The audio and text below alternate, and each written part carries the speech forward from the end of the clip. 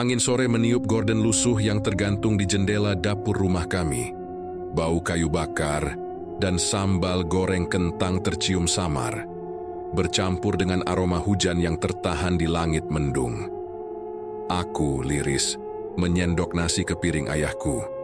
Sudah hampir jam 6 sore, tapi belum ada tanda-tanda ia akan pulang dari bengkel. Seperti biasa, aku makan sendiri. Sudah 2 tahun sejak ibu meninggal.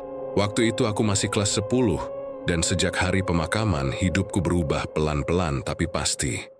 Ayah jadi pendiam, tidak seperti dulu yang suka menyanyikan lagu dangdut waktu mandi, atau iseng mengejek masakanku yang keasinan. Sekarang, rumah ini sunyi. Kadang, aku merasa seperti hantu di rumah sendiri. Malam itu, aku duduk di depan televisi sambil menunggu suara pintu pagar dibuka. Tangan memeluk lutut, mata menatap sinetron yang suaranya pun tak kuperhatikan. Di meja ada sepiring nasi yang sudah dingin, sayur asem, dan tempe goreng. Tapi semuanya masih utuh. Ayah belum juga pulang. Jam 8 malam lewat 15 menit, baru terdengar suara motor. Aku bangkit cepat, membuka pintu, dan berdiri di depan. Ayah menurunkan helmnya dan tersenyum samar. Aku membalas dengan senyum lelah. "Masih belum makan ya?" tanyaku. Ayah menggeleng. "Tadi makan di warung Budira. Nasinya baru aja matang." Aku diam, menelan ludah. "Oh ya sudah, aku tahu Budira. Warung yang di dalamnya ada janda muda beranak 1, yang sering menyapa ayah dengan suara lembut dan senyum manja." Awalnya aku tak berpikir macam-macam. Tapi belakangan ini, ayah sering ke sana. Katanya motornya rusak, katanya minta pinjam obeng, katanya nitip beli rokok. Tapi malam itu aku hanya mengangguk. Aku membereskan piring tanpa bicara lagi. Di kamar, aku duduk menatap foto almarhumah ibu yang tergantung di dinding. Senyumnya lembut seperti biasa. Matanya tampak lelah, tapi penuh kasih. Dulu ibu sering berkata, "Kalau ayahmu keras, jangan dilawan. Tapi jangan juga diam, Liris harus pintar bicara." Sekarang aku cuma bisa bicara sendiri di dalam hati. Aku tidur tanpa menyisir rambut. Tak sempat mencuci piring. Sepiring nasi dingin tetap dibiarkan di meja. Mungkin karena aku berharap ayah akan lapar tengah malam dan menyadari bahwa anak perempuannya masih peduli. Namun pagi harinya, piring itu tetap utuh. Bahkan ada lalat di atas tempenya.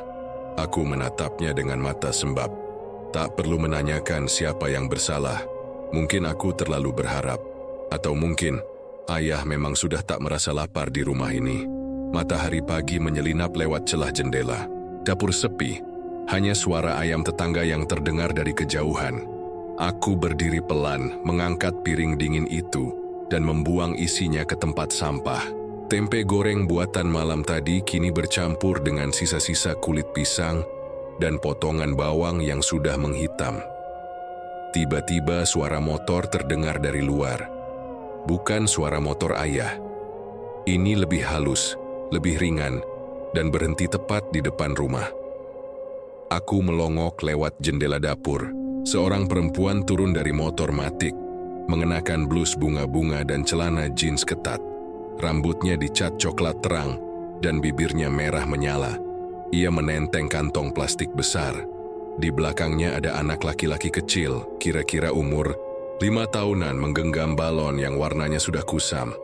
"Ranti," gumamku lirih. Aku pernah melihatnya beberapa kali di bengkel tempat ayah bekerja. Dulu kupikir ia hanya pelanggan. Tapi sejak beberapa minggu terakhir, ia makin sering datang ke rumah, kadang sore, kadang malam, kadang bawa makanan. Pintu depan diketuk. "Riz, bukain." "Nah," suara ayah memanggil dari halaman. Aku menelan ludah. Bukannya menjawab, aku mengelap. Tangan lalu berjalan perlahan menuju ruang tamu dan membuka pintu. Ranti berdiri di sana dengan senyum manis, bibirnya seperti darah segar. "Assalamualaikum," sapanya. Aku mengangguk pelan. "Waalaikumsalam. Ini, aku bawain lodeh sama kerupuk udang," katanya sambil menyodorkan kantong plastik. "Tadi kebanyakan masak." "Masa sih cuman aku sama Mino yang makan?" Aku menatap kantong itu tanpa berkata. Di belakangnya, ayah masuk dengan wajah cerah. Terlalu cerah untuk seorang duda. "Riz, bantuin bawa kursi dari dapur ya. Ranti mau makan." "Di sini." Aku ingin menjawab tapi lidahku keluh. Bukan karena malas tapi karena ada rasa tak nyaman yang menyesak seperti kabut tipis dalam dada. Seolah rumah ini perlahan sedang berubah menjadi milik orang lain. Ranti dan anaknya duduk di ruang tamu. Mino memegang ponsel dan tertawa kecil, menonton video. Ayah tampak senang seperti menemukan kembali semangat hidup. Tapi aku menjadi seperti perabot lama yang terlupakan. Malamnya, aku mendengar suara gelak tawa dari ruang tamu. Mereka menonton televisi sambil ngemil keripik. Aku hanya duduk di kamar, memeluk lutut, dan mencoba memejamkan mata. Tapi suara mereka tetap menembus tembok. Keesokan paginya, aroma parfum Ranti masih menempel di sofa. Dan yang lebih mengejutkan, gelas dan piring bekas makan mereka tidak ada di dapur. Sudah dicuci, sudah dibereskan. Aku mulai merasa rumah ini bukan milikku lagi. Bahkan peranku pun mulai tergantikan. Hari-hari berikutnya, Ranti makin sering datang. Bahkan kadang menginap dengan alasan sudah malam dan anaknya ketiduran. Ayah tak berkata apa-apa, seolah itu hal wajar. Dan aku tak diberi ruang untuk bertanya. Pada malam ketujuh kedatangannya, aku mendengar sesuatu yang mengusik telingaku. "Min, kamu senang nggak kalau kita tinggal di sini selamanya?" Lalu suara kecil menjawab, "Senang. Ada TV gede dan ada kucing juga." Ranti tertawa pelan. "Iya, nanti kita tinggal di sini ya, rumah ini enak." Aku menutup pintu kamarku rapat-rapat. Tak ada badai di musim kemarau, tapi aku tahu hujan akan datang dari dalam rumah ini, bukan dari langit. Dan aku benar. 3 hari setelah bisikan Ranti pada anaknya malam itu, aku pulang dari sekolah dan mendapati pintu rumah terbuka lebar.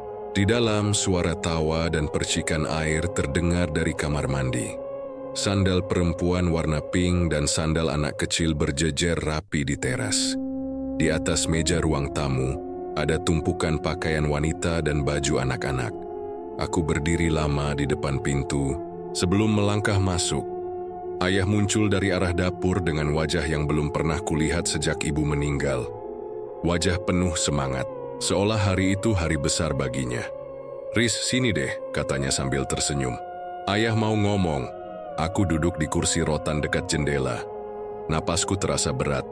Perasaanku berkata, akan ada yang dicuri dari hidupku lagi.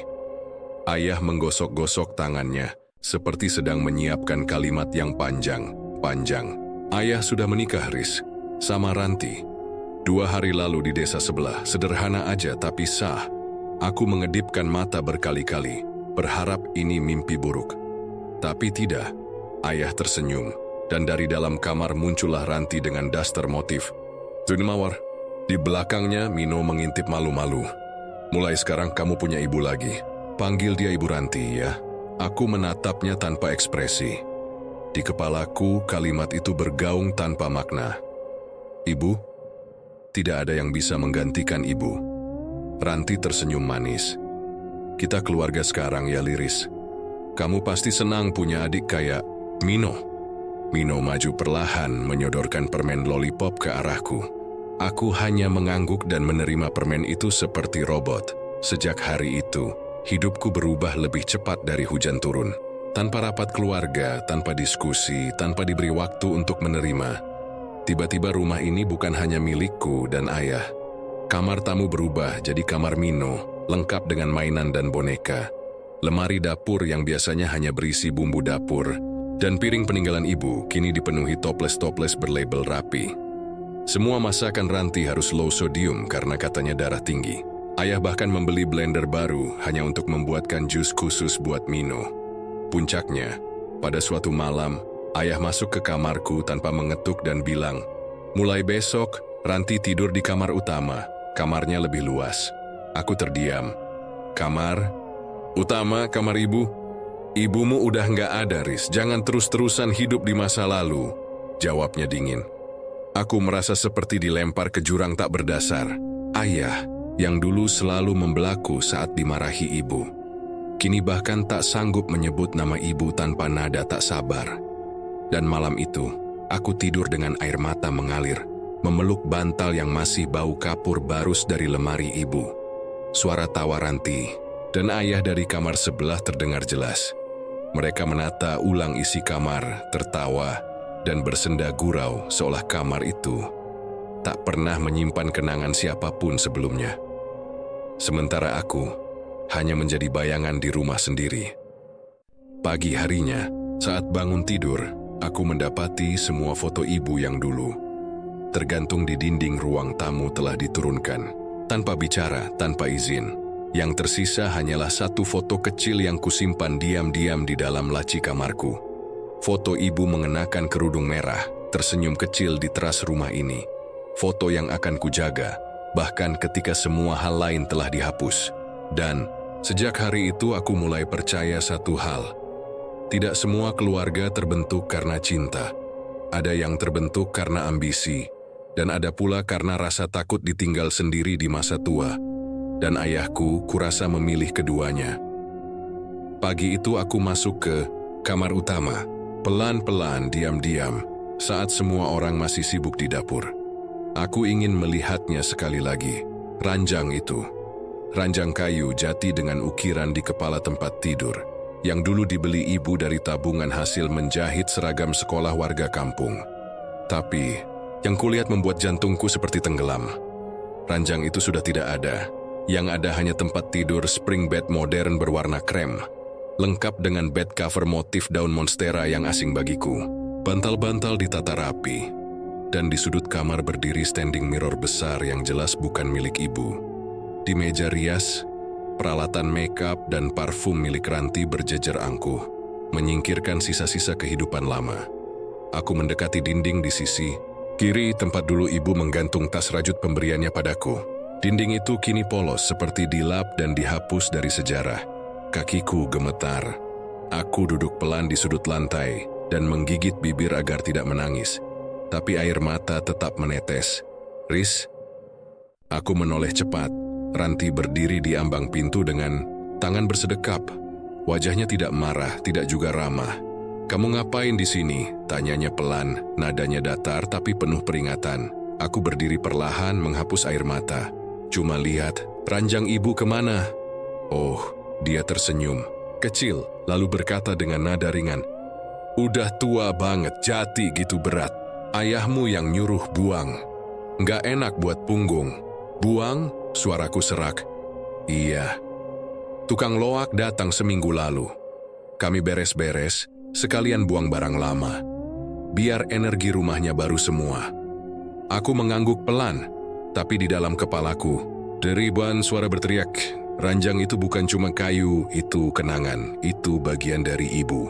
Tapi aku tahu semua sudah percuma. Hari demi hari aku makin merasa asing. Di meja makan, lauk favoritku tak pernah muncul lagi. Bahkan sayur asem buatan Ranti rasanya hambar, seperti dimasak tanpa jiwa. Ayah kini selalu memuji masakan Ranti, memeluk Mino saat pulang kerja, dan membelikan mainan baru hampir setiap minggu. Sementara aku membeli alat tulis sendiri dengan uang sisa jajan. Kadang hanya makan 2 kali sehari karena lauk habis duluan. Dan lebih sering tidur tanpa lampu, karena ayah bilang listrik bulan ini membengkak. Aku tahu, perlakuan ini bukan tanpa alasan. Ranti sering melempar sindiran tipis seperti, "Anak perempuan tuh harus bisa mandiri, jangan manja." Atau, "Jangan iri, namanya juga anak kecil pasti lebih diperhatiin." Ayah tidak pernah membelaku. Sekali waktu saat aku menjawab, ayah memarahiku.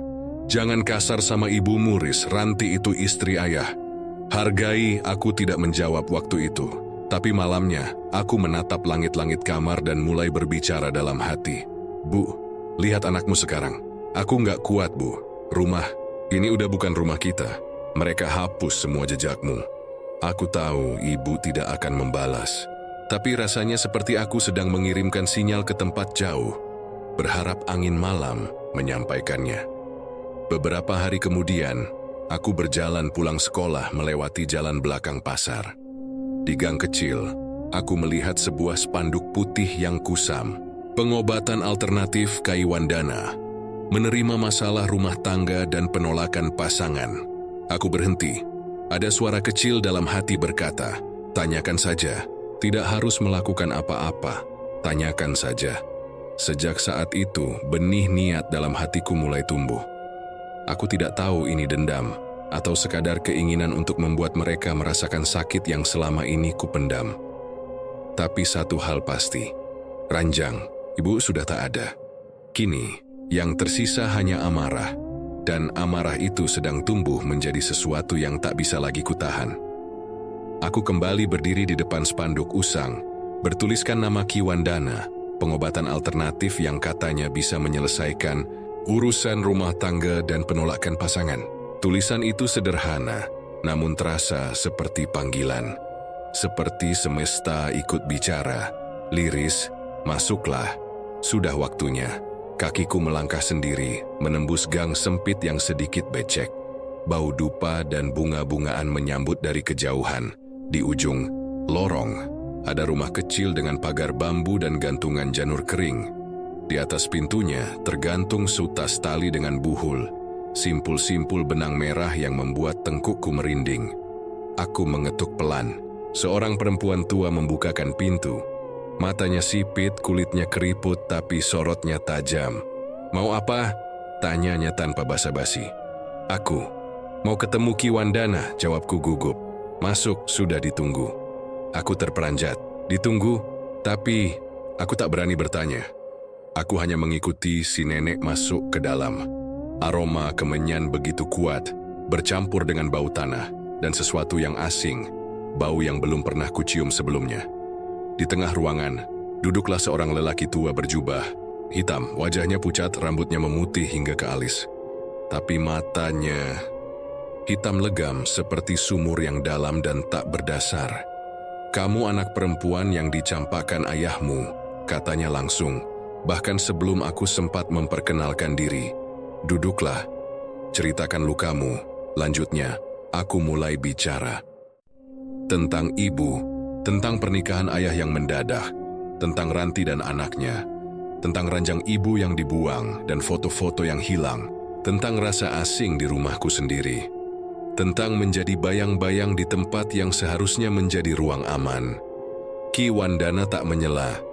Dia hanya mendengarkan, matanya menatap dalam seakan menelanjangi isi hatiku. Kemarahanmu kuat, gumamnya, akhirnya. Tapi santet tidak bisa hanya dengan amarah. Kau harus yakin tidak ada jalan kembali jika kau sudah memilihnya. Aku menelan ludah. Apa bisa membuat mereka pergi? Ranti dan anaknya. Kiwandana tersenyum tipis. Bisa, tapi bukan pergi dalam bentuk yang kau bayangkan. Ini bukan sinetron, ini dunia nyata. Sekali buhul dikirim, maka satu pintu tak akan bisa ditutup kembali. Aku menggenggam ujung rokku. Aku sudah siap. Dia berdiri, mengambil sebaskom air. Dari dalam lemarinya, ia mengeluarkan benda-benda aneh. Rambut kering, tanah kuburan, sehelai kain kafan, dan sebuah boneka kecil dari jerami. Ini namanya buhul pendam, katanya lirih. Aku akan membuatkan satu yang tertuju hanya pada perempuan itu. Syaratnya, kau harus menyimpan satu benda miliknya dan satu milik ayahmu. Tanpa itu, buhul tak akan bekerja. Aku mengangguk dan, satu lagi, katanya sambil menatapku tajam. Kau harus ikut puasa mutih 3 hari sebelum buhul ditanam. Jika kau gagal, maka energi balik bisa menghantammu. Aku pulang dari rumah itu dengan hati gemetar. Tapi ada perasaan aneh, campuran antara takut dan puas. Untuk pertama kalinya, aku merasa seperti memegang kendali atas hidupku sendiri. Malam itu, aku mulai mencari sikat gigi ayah yang sering diletakkan di atas wastafel dan jepit rambut Ranti yang tergeletak di meja rias. 2 benda itu kusembunyikan di dalam kotak pensil tua. Aku juga mulai puasa mutih keesokan harinya. Tidak makan, habis kecuali nasi putih dan air. Ayah bertanya sekali, kamu sakit? Aku jawab lagi nazar. Dia mengangguk dan kembali sibuk menyuapi Mino di ruang tengah. Aku tak pernah merasa lebih sendiri, tapi juga tak pernah merasa lebih mantap. Malam kedua puasa, aku bermimpi melihat ibuku. Ia tidak bicara, hanya berdiri jauh di ujung lorong, menatapku dengan mata sendu. Aku tak tahu apakah itu tanda peringatan atau restu. Namun satu hal pasti, jalan ini sudah kubuka dan aku akan melangkah lebih dalam, meski gelapnya belum terlihat ujung. Malam ketiga puasa mutih, aku tak bisa tidur. Perutku melilit dan kepalaku pening, tapi setiap kali ku pejamkan mata, bayangan ibu berdiri di ujung lorong itu kembali datang, menatapku dalam diam.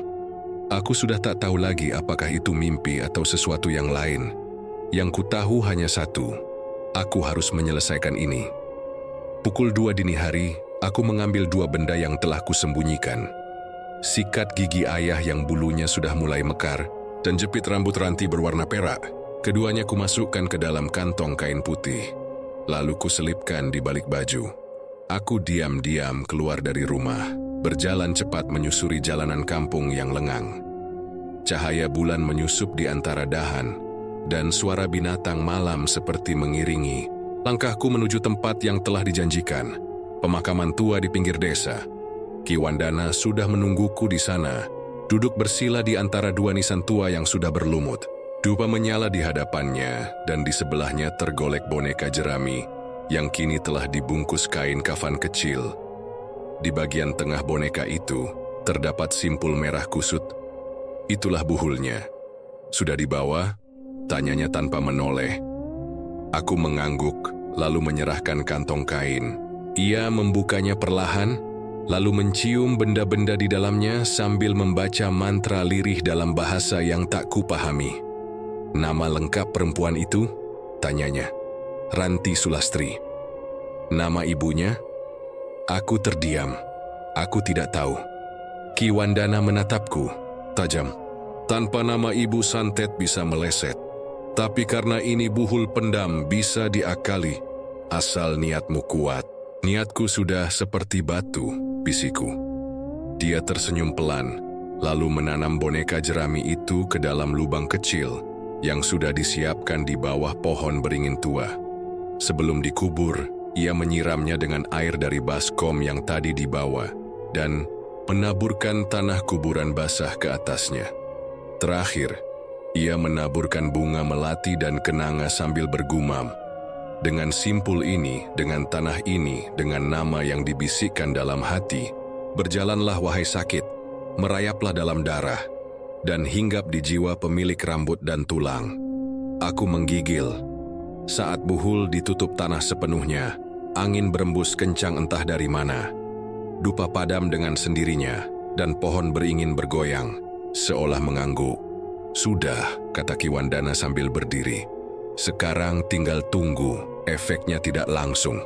Buhul pendam menyiksa pelan-pelan, seperti jamur yang tumbuh dalam tubuh. "Berapa lama?" tanyaku dengan suara gemetar. 7 hari. Mungkin lebih cepat jika dia lemah. Tapi ingat, anak itu juga akan kena. Karena buhul ini mengandung energi rumah. Siapapun yang satu darah dengan ayahmu bisa tersentuh. Aku tercekat. "Mino?" Ki Wandana mengangguk pelan. "Jika dia bukan anak kandung ayahmu, dia aman. Tapi jika ya, bersiaplah." Aku berjalan pulang dengan langkah gemetar. Angin malam seperti membawa bisikan, dan di balik suara jangkrik, aku mendengar desahan halus yang entah nyata atau hanya khayalanku sendiri. Keesokan paginya, rumah tampak biasa saja. Ranti masih menyuapi Mino sambil tertawa-tawa. Ayah membaca koran sambil sesekali mengangkat alis saat ada berita politik. Tak ada yang berubah. Hari pertama, tak ada tanda. Hari kedua, Ranti mengeluh kepalanya pusing dan lehernya pegal. Aku hanya menunduk, pura-pura sibuk mengisi air galon. Hari ketiga, Mino muntah 2 kali tanpa sebab. Ranti panik tapi ayah bilang mungkin masuk angin. Aku hanya memperhatikan dari balik pintu. Dada berdebar kencang. Hari keempat, Ranti mulai berjalan limbung. Ia jatuh di dapur dan mengeluh tubuhnya seperti ditusuk-tusuk jarum. Urat di lehernya mulai tampak membiru, dan malamnya aku mendengar ia mengigau keras. "Jangan ambil aku, jangan tarik aku." Ayah membawanya ke puskesmas, tapi hasilnya nihil. Dokter bilang tak ada yang aneh, hanya kelelahan dan sedikit tekanan darah rendah. Tapi aku tahu, ini bukan sakit biasa. Saat Ranti kembali ke rumah, wajahnya pucat, matanya cekung. Dan malam itu, untuk pertama kalinya, ia menatapku dengan pandangan yang tak bisa kusebutkan. Seperti sedang melihat seseorang yang menyimpan rahasia besar. Dan mungkin, dia memang mulai merasakannya. Santet itu sedang bekerja. Pelan, pasti, dan tidak akan berhenti sampai tubuh dan jiwanya remuk. Malamnya, suara erangan terdengar dari kamar sebelah. Aku yang belum tidur langsung menajamkan telinga. Erangan itu makin lama makin keras, lalu berubah jadi isakan tertahan. Aku berdiri pelan dan mengintip dari celah pintu. Cahaya temaram dari kamar Ranti terlihat berkedip-kedip. Ayah belum pulang karena lembur di kantor kelurahan. Hanya aku dan mereka berdua di rumah. Tiba-tiba Ranti menjerit. Jangan tarik aku. Jangan." Aku tersentak. Suara pintu kamar terbuka keras. Ranti lari keluar dengan rambut acak-acakan, matanya merah dan napasnya terengah-engah. Ia berdiri di tengah ruang tamu, tubuhnya menggigil hebat. Kulihat lututnya nyaris tak mampu menopang badannya sendiri. "Liris, kamu lihat dia?" tanyanya dengan suara serak, menunjuk ke arah lorong gelap. Ada perempuan rambut panjang berdiri di situ. Bajunya putih tapi mukanya penuh darah. Aku pura-pura panik. "Apa? Siapa, Kak?" Ranti memeluk tubuhnya sendiri, wajahnya pucat pasi. Dia datang dari kamar, dia naik ke tempat tidur, lalu mencakar-cakar perutku. Aku tak bisa bergerak. Aku mau teriak tapi seperti dicekik. Aku cuma bisa lihat matanya merah. Dia bilang, "Kau rampas tempatku, kau rampas tempatku." Aku pura-pura menenangkan. "Mungkin cuma mimpi." "Buruk, tidak," bentaknya. "Itu bukan mimpi, dia benar-benar ada." Saat itu juga Mino bangun dan menangis keras. Suaranya seperti teror lain yang menambah kekacauan malam itu. Ranti cepat-cepat memeluknya, tapi tangannya gemetar dan wajahnya makin panik. Saat anak itu justru menjerit makin keras saat disentuhnya. Aku mendekat, mengangkat Mino dari pelukannya. Aneh, bocah itu langsung tenang di pelukanku. Dan ketika Ranti mencoba menyentuh pipinya, Mino kembali menjerit keras seperti melihat setan. Kenapa anakku takut padaku?" Isahnya lirih. Kenapa dia seperti tidak kenal aku? Aku hanya menatapnya tanpa berkata apa-apa. Paginya Ranti tak keluar kamar. Ayah pulang dengan wajah cemas setelah menerima telepon dariku semalam. Ia langsung menghampiri kamar dan mendapati Ranti berbaring lemah. Tubuhnya panas dingin, dan wajahnya pucat seperti kain kafan. Tangannya dingin, keringat dingin membasahi pelipisnya. "Kita bawa ke rumah sakit," kata ayah cepat. Tapi Ranti menolak keras. Jangan ke rumah sakit, aku cuma butuh istirahat." Malam kedua setelah mimpi itu, gangguan semakin menjadi. Aku terbangun karena mendengar suara ketukan di jendela kamarku. Tok, tok, tok. Aku membuka mata dan duduk perlahan. Tidak mungkin ada orang di luar jendela kamarku. Di lantai 2, aku memberanikan diri membuka gorden, dan seketika itu tubuhku lemas. Ada wajah perempuan di luar jendela, terbalik, rambutnya menjuntai ke bawah seperti digantung. Matanya melotot, lidahnya menjulur panjang, dan dari matanya menetes darah hitam pekat. Tapi anehnya, aku tidak takut. Aku justru merasa puas. Santet itu bukan hanya mengganggu Ranti, tapi juga sudah mulai menampakkan wujudnya. Keesokan paginya, Ranti semakin parah. Ia mengurung diri di kamar dan mulai berbicara sendiri. Ayah mulai panik, tapi masih mencoba menyangkal dengan dalih kelelahan dan stres. Sore itu, ayah memanggil ustaz kampung. Namanya Ustaz Zamzami. Ia datang dengan baju koko putih dan kopiah hitam. membawa tasbih dan air botolan yang katanya sudah dibacakan doa. Saat air itu dipercikan ke sudut kamar Ranti, tiba-tiba Ranti menjerit dari dalam kamar. Ustaz cepat-cepat masuk, dan tak lama kemudian terdengar suara keras. "Keluar kau, jangan kau ganggu lagi rumah ini." Aku pura-pura bingung dan berdiri di ambang pintu. Ustaz keluar dengan wajah tegang. Ada yang aneh di tubuhnya. Dia kena gangguan. Dan ini bukan gangguan biasa, ini kiriman ayah pucat. "Kiriman apa Pak Ustaz?" "Ilmu hitam, santet." Ayah memegang kepala. "Tapi siapa yang tega?" Aku menunduk pura-pura bingung. Tapi dalam hati aku berkata, Aku yang tega." Ranti masih mengigau di kamar. Sore itu ia bahkan muntah darah. Bukan banyak, tapi cukup untuk membuat ayah panik dan mulai percaya bahwa ini bukan sekadar sakit biasa. "Kalau begini terus," kata Ustaz Zamzami pelan, "saya khawatir nyawanya dalam bahaya.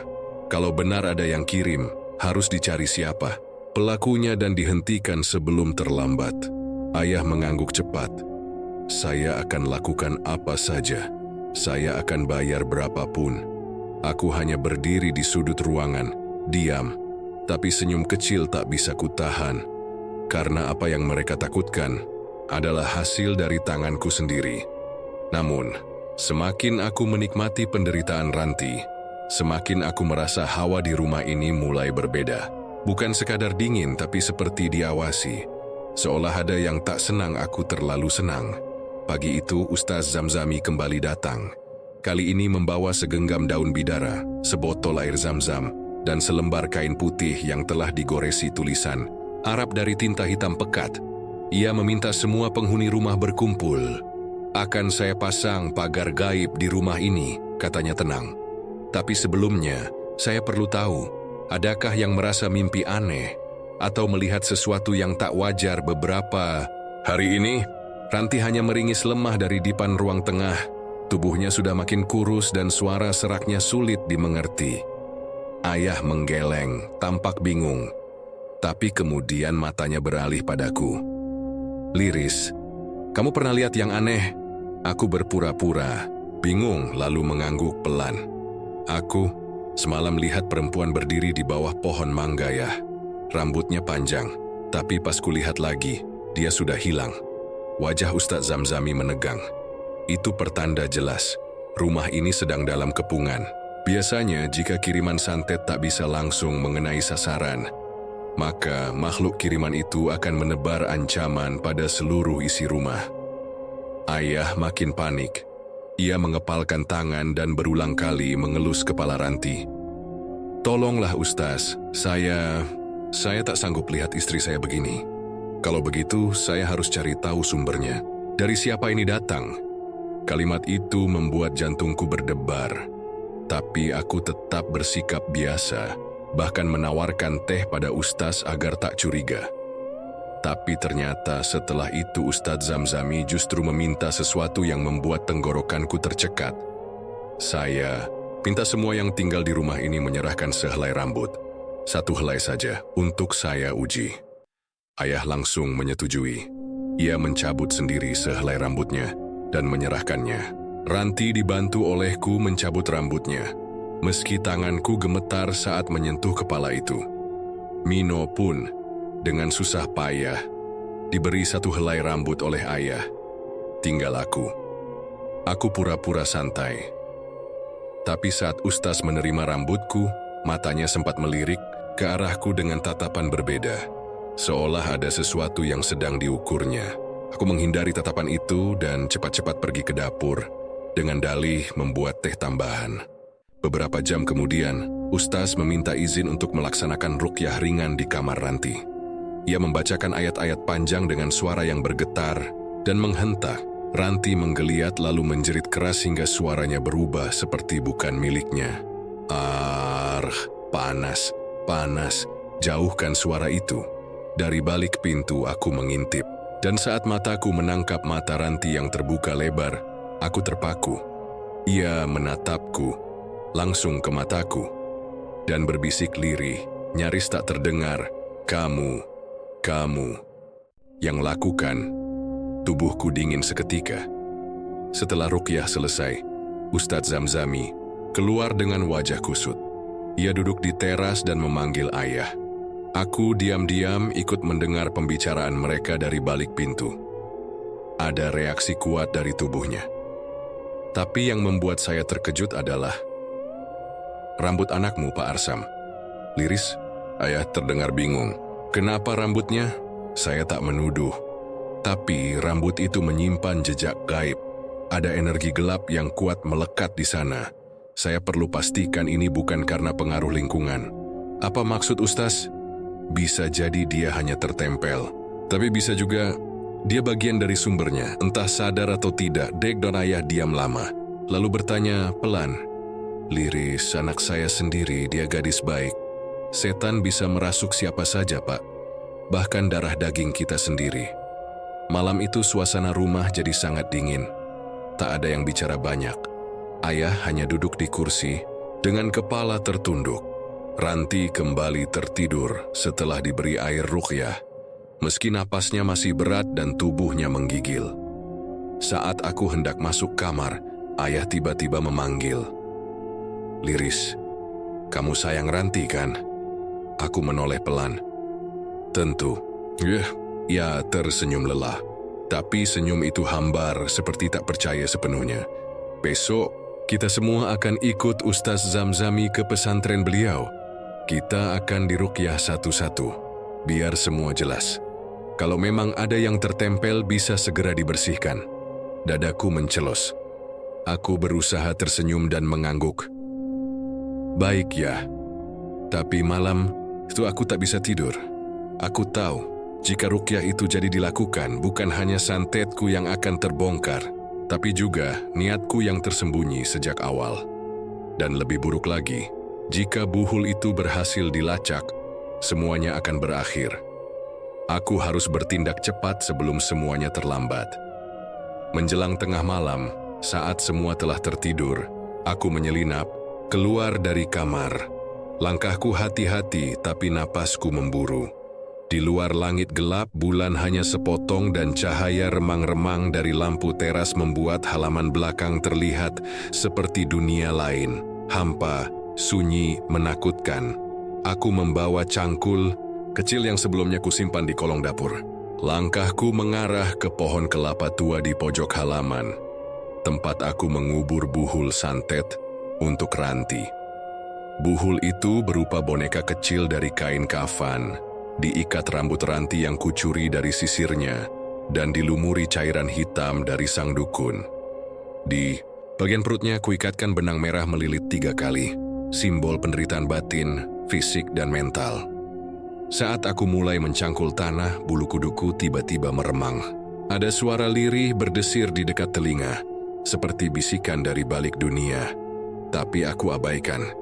Ini bukan pertama kalinya aku merasa diikuti saat mengutak-atik buhul ini. Cangkulanku semakin dalam.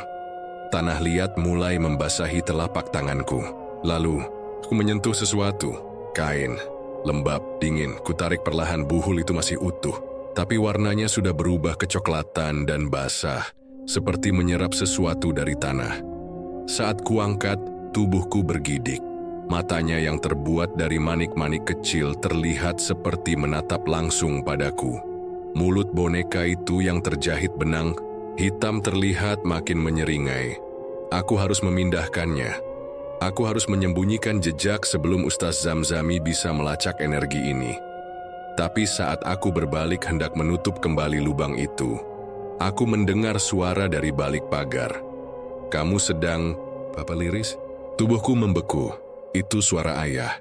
Perlahan aku menoleh dan melihat sosok ayah berdiri dengan kaos tipis dan sarung yang menggantung di pinggang. Wajahnya terlihat tak percaya. Apa itu di tanganmu?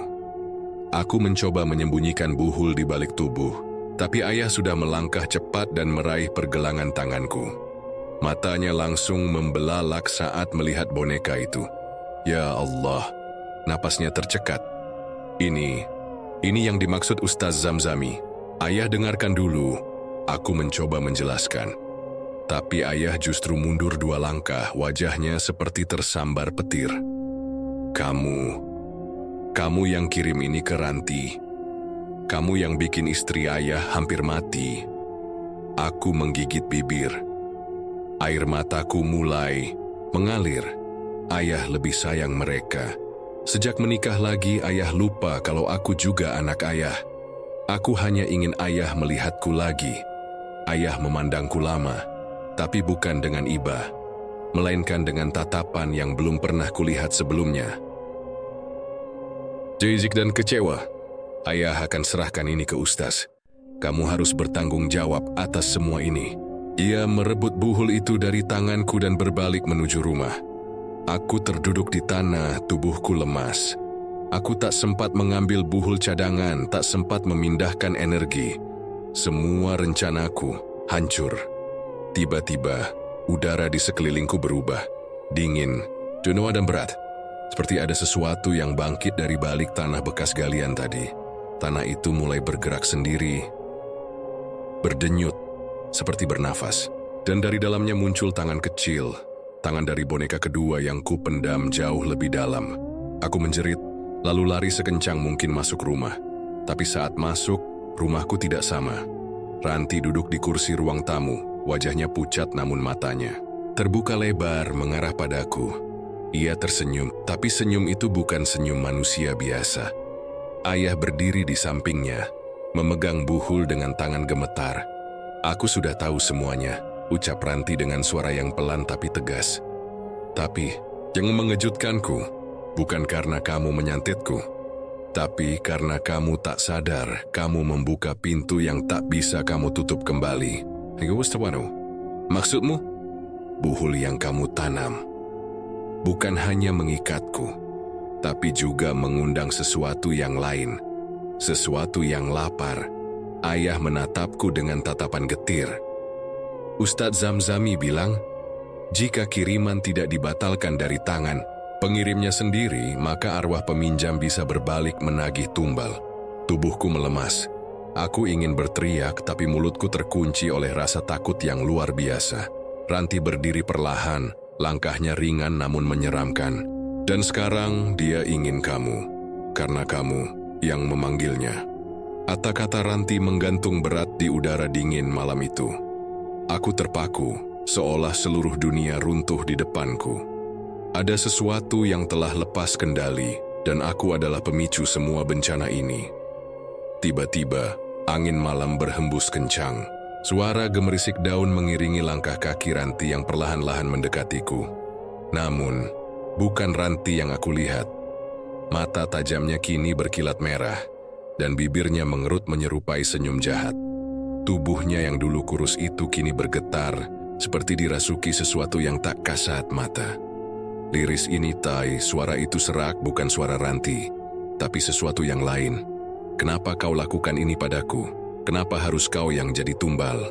Ku menjerit menutup wajah dengan tangan gemetar. Tolong aku. Aku tidak bermaksud, aku hanya ingin ayah memperhatikanku. Suara itu melengking, memekakkan telinga. Tumbal harus dibayar, dan aku menagih janji itu. Dalam sekejap tubuhku terasa seperti ditarik-tarik dari dalam. Seperti ribuan jarum berapi, menusuk kulitku dari ujung kepala sampai kaki. Aku terjatuh, menjerit sambil menggenggam perut. Ayah dan Ustaz Zamzami berlari mendekat.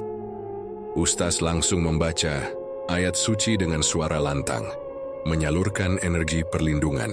Ayah mencoba memegang tanganku, berbisik lembut agar aku kuat, namun makhluk itu semakin kuat. Suara serak itu berubah menjadi tawa mengerikan. Kamu pikir dengan doa dan ruqyah bisa membebaskanmu? Ini baru permulaan. Aku merasa tubuhku terbang, ditarik ke dalam kegelapan yang pekat. Aku melihat wajah-wajah samar, bayangan hitam yang mengerikan. Mereka semua adalah arwah penasaran, makhluk pengikat dari buhul santet yang selama ini kuperangkap. Aku sadar ini adalah hukuman dari dunia lain. Aku telah membuka portal kegelapan, dan sekarang aku harus membayar dengan nyawaku. Tiba-tiba, tangan ayah memegangku erat, menjerit memanggil namaku. Liris, jangan pergi, aku ayahmu. Aku minta maaf karena tak bisa lindungi kamu selama ini. Suara Itu seperti suluh di kegelapan. Aku berusaha melawan tarikannya, perlahan-lahan sadar kembali ke dunia nyata. Ustaz Zamzami terus membaca ayat-ayat ruqyah dengan suara penuh keyakinan dan kekuatan. Perlahan, makhluk itu mulai menghilang, tertarik kembali ke buhul yang masih tergenggam di tangan ayah. Tapi sebelum hilang, suara terakhirnya menggema di kepala, "Keme ini belum selesai, kau akan bayar harga yang sebenarnya. Suatu saat nanti, aku terbangun di kamar, tubuhku basah oleh keringat dingin. Ayah duduk di samping, wajahnya penuh air mata. Ayah, aku minta maaf. Aku terlalu gelap pikiranku. Aku hanya ingin ayah bahagia dan inginkan perhatian ayah. Tapi aku salah." Ayah mengusap rambutku pelan. "Kamu tetap anak ayah, Liris. Kesalahan bisa diperbaiki asal kita saling jujur dan mau berubah." Keesokan harinya Ranti mulai membaik. Pino juga kembali ceria. Tapi aku tahu, luka batin kami tak bisa hilang begitu saja. Santet itu telah menggores dalam-dalam.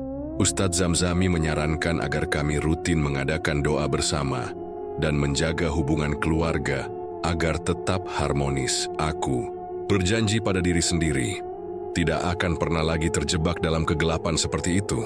Bahwa cinta dan perhatian tidak bisa dibeli dengan santet atau kebencian, tapi harus diperjuangkan dengan kesabaran dan kejujuran. Satu hal yang membuatku waspada, buhul itu masih aku simpan. Sebuah peringatan dari dunia lain bahwa setiap tindakan punya konsekuensi dan ada kekuatan gelap yang tak boleh dianggap enteng. Malam itu saat aku menatap bintang-bintang dari jendela kamar, aku berbisik pelan, "Maafkan aku, Ranti. Dan ayah, aku akan berusaha jadi anak yang lebih baik." Namun di balik pintu, di sudut gelap rumah, sesuatu bergerak pelan. Sebuah bayangan kecil dengan mata merah menyala mengintip, menunggu saatnya datang kembali.